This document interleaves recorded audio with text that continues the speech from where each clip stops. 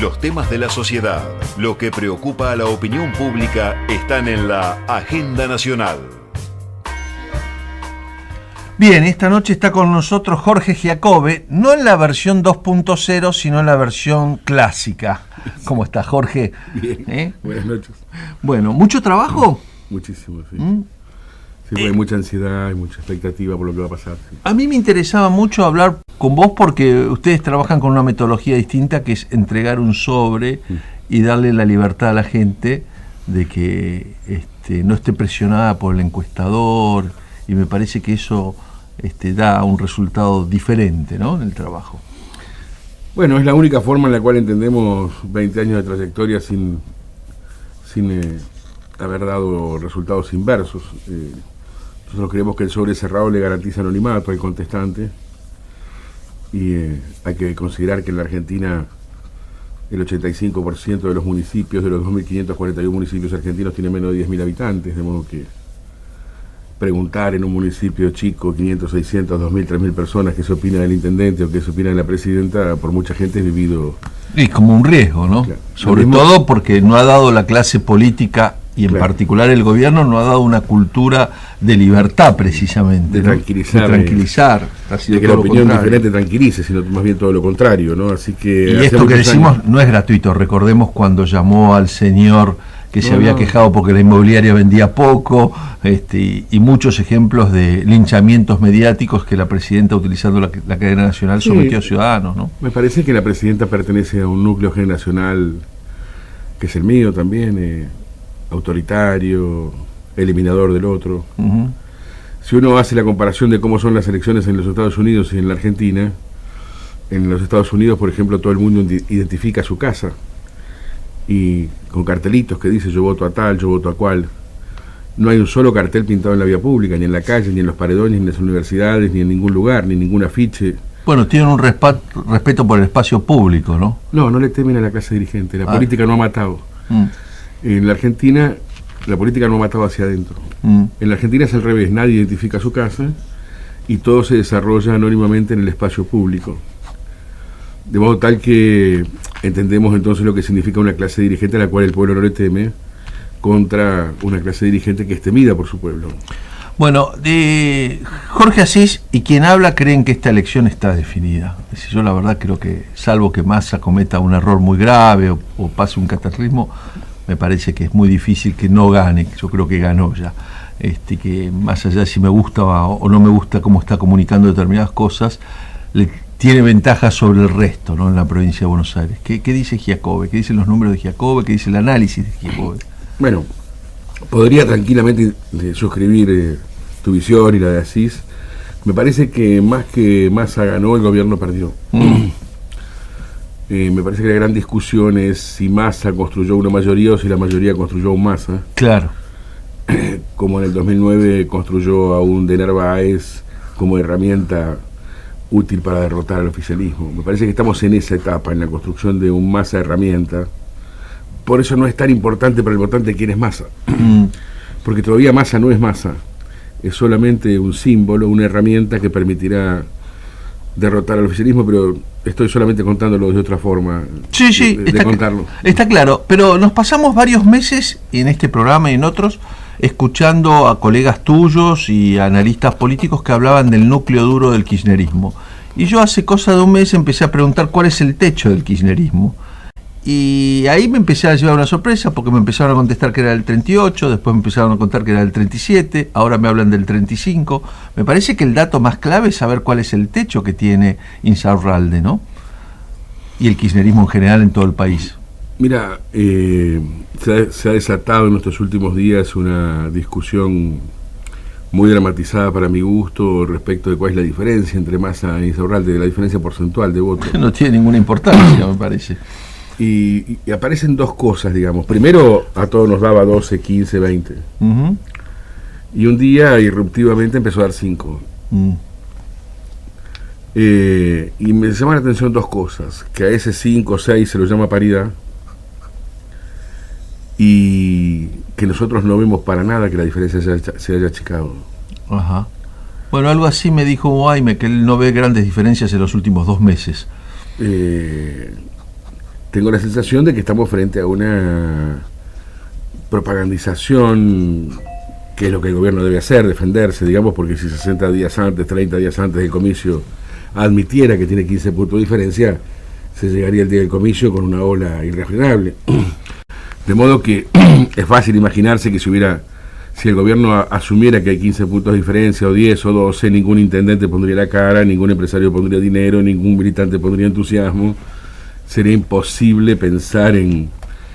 pero eso es lo que va a pasar. Ajá, antes de que algún oyente me escriba, y tiene razón, yo dije que no es importante la diferencia, digo que no es importante para el gobierno la diferencia.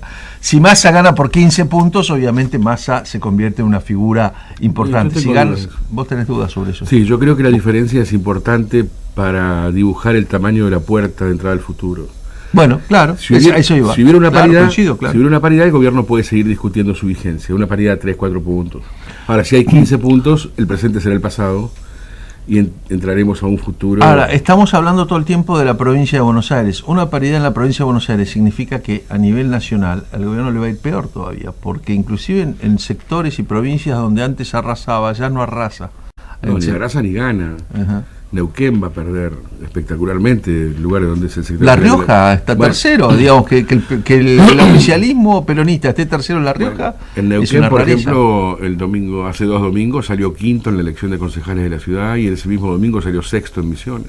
Estoy hablando de la tierra de Parril y Misiones. Sí. Secretario general de la presidencia. Sí. ¿No?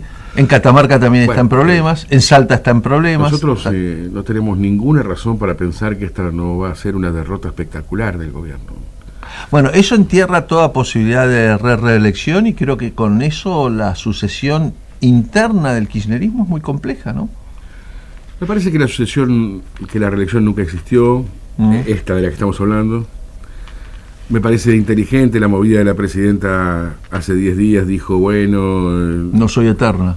Vuelvo a repetir que no soy eterna, que estamos que es viejas. casi una obviedad, ni vos ni Sí, yo tampoco claro. somos eternos, ¿no? Y dijo, ni los oyentes. Claro, agregó que estaba cansada, que estaba vieja y que llegaba el turno de los jóvenes. Se me parece que la presidenta quiso dibujar de decisión personal lo que las encuestas le están diciendo que es una decisión de otro. ¿No? Anticipó una decisión. Tampoco me parece que esté pasando nada fenomenal respecto a la sucesión, porque no hay ningún presidente argentino que haya dibujado un sucesor. En otros países del mundo, Brasil se ve claramente, por ejemplo, en un modelo cercano, que hay presidentes que se ocupan de construir una línea sucesoria exitosa, posible. En la historia de la Argentina no hay ningún presidente que haya dejado un sucesor, y ahí me parece que tampoco hay una singularidad de Cristina Kirchner, ¿no? En esto de arrasar todo lo que pueda amanecer con cierto poder alrededor de ellos. Bueno, y el 12 de agosto en ese panorama, ¿vos creés que va a ser muy diferente el escenario electoral de octubre? Sí. Vos sos de los que cree que va a haber mucha fuga hacia el ganador. No fuga, no. La principal ventaja que tiene el gobierno, la principal fortaleza que tiene el gobierno es una especie de teoría de invencibilidad, donde la población los ve de rodillas, en el turno siguiente los mata. Si los ve derrotados en agosto, en octubre los pasa por encima. Bueno, eso que decís es muy interesante, porque el gobierno mismo se encargó de forjar esa teoría de invencibilidad. Fue muy eficaz. ¿No? Cuando le argumentabas, todo el sistema energético va al desastre, ellos te decían, sacamos el 54% de los votos. No te daban razones sobre si el sistema energético, el de salud, las jubilaciones, o el pan o la leche están a lo que tienen que estar, o y el trigo. El 2009, claro. No, perdimos el 2009, te tiraban por la cabeza el 54 famoso por ciento, quiere decir que ahora en la discusión se les va a plantear en boomerang, eso decís vos. Independientemente de que una cifra que empiece con 2, el gobierno va a finalizar las elecciones. Con 2. Estás hablando de menos de 30. Sí, totalmente, sí. Y estoy hablando de menos de 30 en la provincia de Buenos Aires, por supuesto, también. Sí. El número de la provincia de Buenos Aires va a parecer muchísimo. La verdad es que no entiendo dónde está el 35%, si la provincia de Buenos Aires son 25 o 26, hasta para los encuestadores oficiales. Si pierden Capital, Santa Fe, Córdoba, Mendoza, Neuquén, Catamarca, La Rioja, 90% del padrón, nosotros está el 35%. Sí, inclusive, ahora por ahí tengo una charla sobre este tema, pero me parece que la fiscalización va a estar mucho mejor custodiada que en los anteriores comicios. Bueno, ahí va a colaborar mucho el mundo gremial, que le está haciendo un aporte al sistema democrático hoy, que es garantizar con su potencia, con su fuerza, con su relevancia, el comicio. En eso hay un gran compromiso de los los dirigentes sindicales que hay que reconocerles. El otro día, charlando con un dirigente político del PJ Capital, un hombre de mucho conocimiento, me recordaba que en 1985 Grosso había hecho una excelente elección y todos pensaban que iba a ser candidato a las presidenciales y finalmente se palmó. Esto ha pasado muchas veces en la historia. También hay que recordar que entre el 85 y el 89 había 4 años, ¿no? Grosso tenía que aguantar 4 años, mientras que Massa solo tiene que aguantar 2, ¿no? Digamos, sí, pero yo suscribo esa idea de que no estamos eligiendo un presidente. Me parece que la gente no está votando a Massa, está votando una herramienta que venza al oficialismo. Eso del mismo modo que la elección presidencial va a empezar después de octubre. La gente va a empezar a preguntar quién es Massa una vez que Massa haya cometido el cometido de la gente, es decir, que haya cumplido con el mandato de la gente. Si Massa logra imponerse y representar a la sociedad en su ánimo de derrotar al oficialismo, ahí va a quedar presentado a la sociedad. Si no, recuerdo que en el 2009, para poner un ejemplo que es más claro porque no es actual, a De Narváez ni siquiera se le pidió condición de argentino para derrotar al presidente. Es cierto. Es decir, cuando una sociedad está dispuesta a vencer a un grupo, a relevar a un grupo político, a buscar nuevos protagonistas para un futuro inmediato, no le pone muchas condiciones. No, y por cierto que hoy uno escucha muchos cuestionamientos al discurso de Massa, pero el de Narváez no era muy superior, ¿no? Alicate. Para nada, es decir, me parece que acabamos de ver el incidente Carrió, ¿no? Y eso explica el silencio de Massa. Los especialistas entienden que esta es una elección que se define más por error que por virtud, digamos, ¿no? Acá hay que tratar de no equivocarse, no tanto de acertar. Ahora, las cartas estrechadas. Después de eso, de octubre, y una vez que esto que estás previendo suceda, el justicialismo empezará a ordenar nuevos liderazgos, ¿no? Como suele hacerlo. Con la brutalidad y dureza que suele hacerlo. ¿Qué va a pasar en el panradicalismo, en el centro izquierda? ¿Qué ves ahí? ¿Wiener sigue siendo un candidato con chances? Que va a tener un buen triunfo en Santa Fe, ¿no? Con chances de ser candidato, seguro, digamos. De ganar, no. Lo que me parece es que el radicalismo ha perdido su vinculación de la sociedad porque ya no existe la sociedad que representaban, que era la sociedad de los sectores medios. La sociedad que era del 75% de clase media de los años 70 pasó a ser una sociedad de 60% de pobres en los 2000 y de 30% de pobres hoy. Y el radicalismo sigue hablando del ascenso social y del trabajo como forma de dignidad, y lo cierto es que ni el salario brinda dignidad, ni el estudio brinda ascenso social. La sociedad esa que nos contaron, basados en 2 pilares, trabajar para vivir dignamente y estudiar para progresar socialmente, hace muchos años que no son la realidad de esta sociedad. No es que el radicalismo no tiene candidatos, el radicalismo no... Cuando muere la clase media, el radicalismo se queda sin clientes, digamos. Cuando se pauperiza la clase media, cuando se proletariza la clase media, cuando el tipo que vivía en el centro, con 2 ambientes, con su mujer, se tiene que ir a vivir a una pieza en el fondo de la casa de su padre, en el conurbano de nuevo, ahí el radicalismo se queda sin cliente. No es que no está el radicalismo, no está el cliente, no está el ascenso social, ¿no?